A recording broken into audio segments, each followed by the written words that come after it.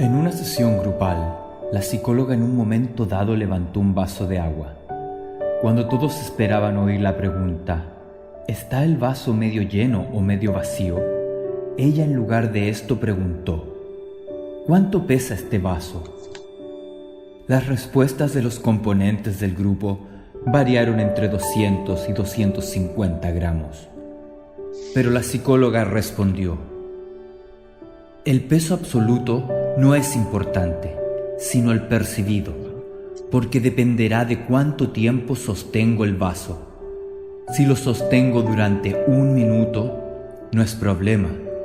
Si lo sostengo 1 hora, me comenzará a doler el brazo. Si lo sostengo 1 día, mi brazo se entumecerá y paralizará. El vaso no cambia, pero cuanto más tiempo lo sujeto, más pesado y más difícil de soportar se vuelve. Después continuó diciendo, las preocupaciones son como el vaso de agua. Si piensas en ellas un rato, no pasa nada. Si piensas en ellas un poco más, empiezan a doler. Y si piensas en ellas todo el día, acabas sintiéndote paralizado e incapaz de hacer nada. Acuérdate de soltar el vaso.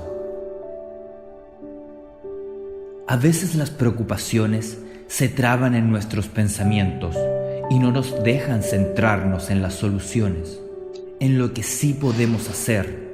Preocuparnos en exceso y pensar constantemente en los problemas nos agota, absorbe nuestras energías y nos quita las fuerzas para actuar y encontrar soluciones. Está muy bien ser consciente de los problemas y tener presente las dificultades y riesgos, pero llenar nuestra cabeza de preocupaciones durante mucho tiempo solo nos drena emocionalmente. ¿Sabéis soltar el vaso a tiempo?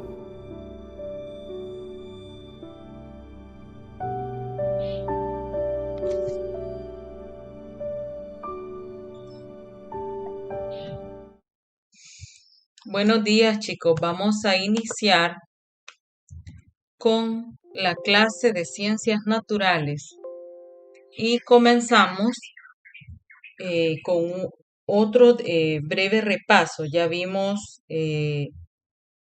un poco acerca de los virus. Ahora vamos con las etapas de vida de las que se compone el ser humano y otros animales. Recordamos un poco acerca de las etapas de vida, de los seres humanos como parte de nuestro ciclo. Hablábamos en algunas clases acerca de esas etapas y la importancia que tiene cada una de esas etapas de vida de cuidarse. Decíamos que debemos de cuidarnos, ya que todo lo que usted hace en su juventud se sale en la vejez. Entonces, vamos a ver un poco acerca de esas etapas de vida y qué significa cada una de ellas. Tenemos la primera etapa. Vamos a ver cuál es. Escríbalo en el chat. Escríbalo en el chat. Decíamos que, vaya, estas son etapas de vida, pero el ciclo de vida tiende a ser otro. ¿Cómo así? Bueno, nacemos, nos alimentamos, crecemos, desarrollamos. ¿Qué más? Nos relacionamos. ¿Qué más? Nos reproducimos y al final morimos. Debemos de aceptar de que la etapa final de nosotros siempre va a ser la muerte, pero veamos cuáles son algunas características de estas etapas de vida. Y tenemos a la fase que es la infancia de 0 a 6 años, caracterizada, oiga bien, por el aprendizaje de capacidades y habilidades psicomotrices, así como el lenguaje. Otras características de la etapa de la infancia son: el infante comienza a alimentarse con alimentos sólidos, valga la redundancia, y comienzan los primeros desplazamientos de forma autónoma. Primero gatea y luego camina. Pronuncia las primeras palabras. Esto ocurre de 0 a 6 años.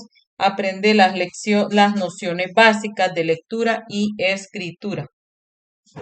También interactúa con el entorno físico. Tenemos también la siguiente etapa, que es acá vean, de los 6 a los 12 años de edad. Para muchos especialistas, la niñez es la etapa del desarrollo humano más importante, dado que es ahí donde se adquieren las habilidades psicosociales y emocionales fundamentales para el desarrollo saludable y sienta las bases de lo que será el individuo en el futuro. Las características para esta etapa de la niñez de 6 a 12 años de edad son desarrollo de habilidades cognitivas, asociación de ideas, reconocimiento de colores, formas, estructuras, evolución de las habilidades para la lectura, escritura y pensamiento lógico. Tenemos en el plano social, es un periodo de mucha interacción en el que comienzan a formarse los primeros vínculos fuera del hogar a través de la educación y actividades recreativas. Eso es con respecto a la niñez. Tenemos a la adolescencia. Tenemos de los 12 a los 20 años de edad. Biológicamente, la adolescencia es la etapa del desarrollo humano, marcada por los cambios hormonales y físicos que determinarán la madurez sexual del individuo. Se subdivide en dos fases. Tenemos dos fases: la adolescencia temprana, que es de los 12 a los 15 años, que acá es donde se da la etapa del desarrollo. Se da un aumento de estatura, cambios de peso y talla, aparición de vello corporal, crecimiento mamario en las niñas e inicio de la menstruación. También tenemos la tendencia al aislamiento o distanciamiento del núcleo familiar. Tenemos en la adolescencia tardía de los 15 a 20 años. Esta etapa termina de completar el proceso de maduración sexual y adolescente. Se prepara para la adultez. Implica que la culminación de los estudios secundarios. Tenemos también acá la juventud. Se da de los 20 a los 25 años. En esta etapa comienzan las primeras interacciones sociales adultas, aunque el individuo carece aún de madurez emocional.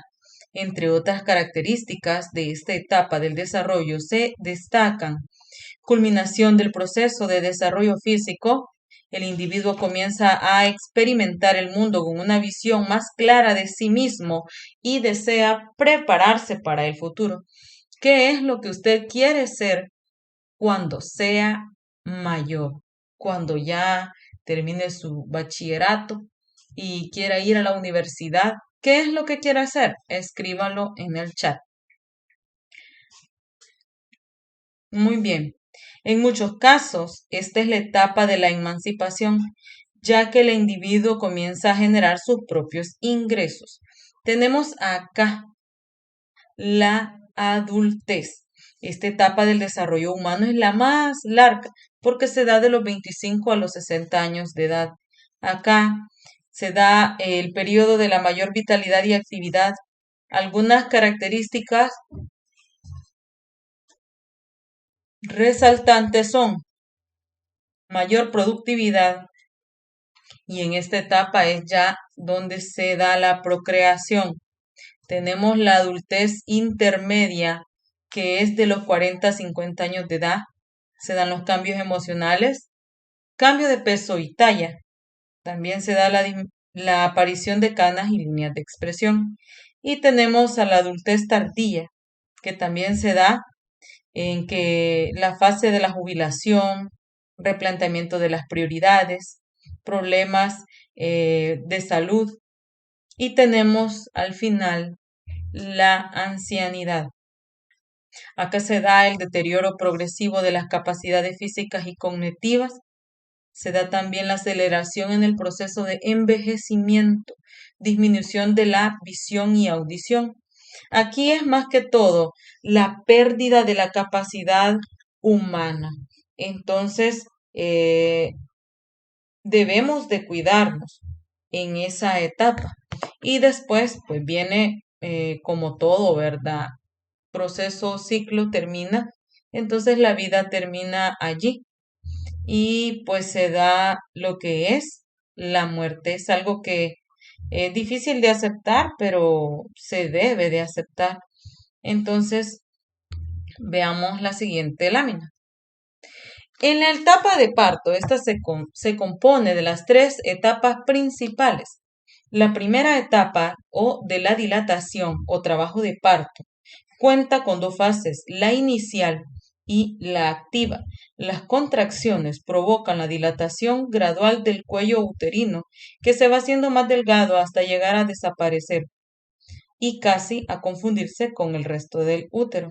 Estos cambios permiten que el feto pase a la vagina. Tenemos la segunda etapa, que es el periodo de la expulsión, y aquí se trata ya del nacimiento del bebé. En la tercera etapa se da el periodo del alumbramiento y se trata de la expulsión de la placenta. El parto suele comenzar aproximadamente en torno a 2 semanas antes o después de la fecha estimada al parto. No se sabe exactamente qué hace que inicie el parto hacia el final del embarazo. Después de 36 semanas, el médico examina el cuello uterino para intentar predecir cuándo comenzará el parto. Un parto dura de 12 a 18 horas de media en mujer primaria, o sea, la mujer que es por primera vez da luz, y tiende a acortarse hasta 6 a 8 horas de media en los embarazos siguientes. Significa que el segundo hijo sale rápido y tenemos las imágenes de cómo es cada una de las etapas de parto. Y el hecho de permanecer de en pie y caminar durante la primera etapa de parto puede acortarlo a más de 1 hora. Se deben de hacer algunos ejercicios justo antes de tener al bebé.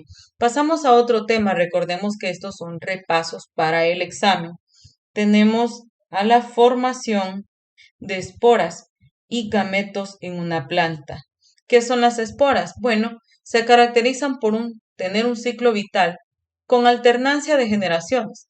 La generación esporofítica y una gametofítica, ciertas células de los esporofitos producen esporas haploides por meiosis. Estas esporas se desarrollan hasta convertirse en gametofitos. Veamos la imagen. Acordémonos que en biología el término espora designa a un cuerpo microscópico unicelular y pluricelular que se forma con fines de dispersión y supervivencia por largo tiempo o dormancia en condiciones adversas y que generalmente es una célula haploide, significa que solamente tiene un juego de cromosomas, o sea 23. En muchos seres eucariotas es parte fundamental de su reproducción, originándose un nuevo organismo. Vamos a ver un video muy bonito que espero les guste, chicos.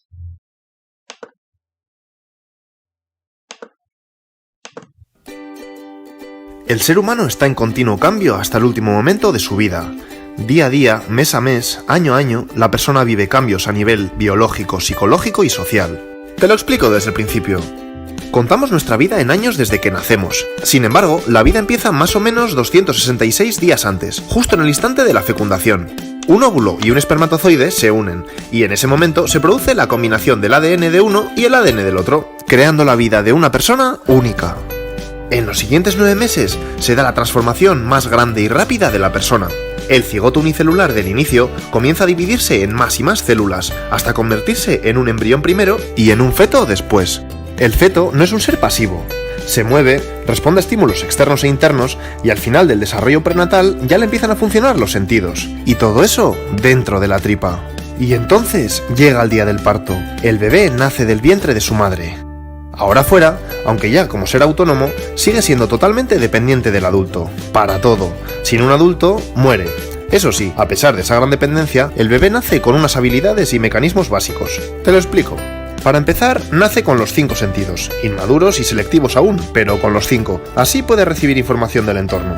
Nace también con varios reflejos, imprescindibles para sobrevivir. Succionar, buscar el pecho, agarrarse, son reflejos innatos. Además, dispone de un sistema de comunicación, uno muy potente, el llanto, para expresar que tiene hambre, le duele algo o quiere compañía. Eso quiere decir que goza también al menos de una emoción, la angustia, que le lleva a pedir ayuda cuando la necesita. Y algo importantísimo, nace con curiosidad por el mundo que le rodea.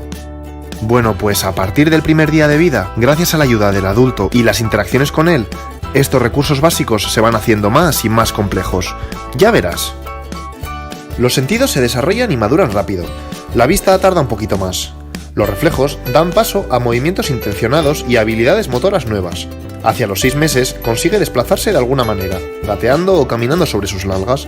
Y al año la mayoría consiguen andar. Esto les abre un mundo. Ahora pueden explorar el entorno como les plazca. Surgen en pocas semanas las 5 emociones básicas: miedo, ira, felicidad, tristeza y sorpresa, y luego las más complejas, como culpa, vergüenza o orgullo. La comunicación también se hace más elaborada, primero a través de ruidos y gestos y luego a través de las primeras palabras. Y en esta época el niño desarrolla el apego. ¿Te suena? El niño se apega al adulto que le dedica horas, le cuida y le da cariño, su padre o su madre normalmente. Es decir, establece con él un lazo afectivo que será de crucial importancia, ya que un buen apego le permitirá desarrollarse social y emocionalmente con normalidad. Cuando el niño cumple 2 años, aprende a hablar, seguramente la tarea intelectual más complicada que tenemos que abordar, un salto cualitativo en el desarrollo, ya que modifica la forma de relacionarnos con el mundo y de entenderlo. Y de esa forma, entra en la llamada infancia, que durará hasta los 6 años. Piensa en un niño de esa edad. ¿Qué está haciendo? Jugar. Y es que a esta edad se pasa todo el día jugando. Es inagotable. Que haga esto es crucial. Luego te lo explico. Déjame que te cuente antes que a lo largo de estos años el niño mejora de forma espectacular su habilidad motora. Corre, salta, trepa y también el lenguaje. A los 6 años conoce ya 10.000 palabras. Por otro lado, sus capacidades mentales se están desarrollando. Hacia los 3 años ya se identifica como niño o niña. Cada vez es más maduro. Pero pasa una cosa, que su forma de pensar es todavía subjetiva e imaginativa.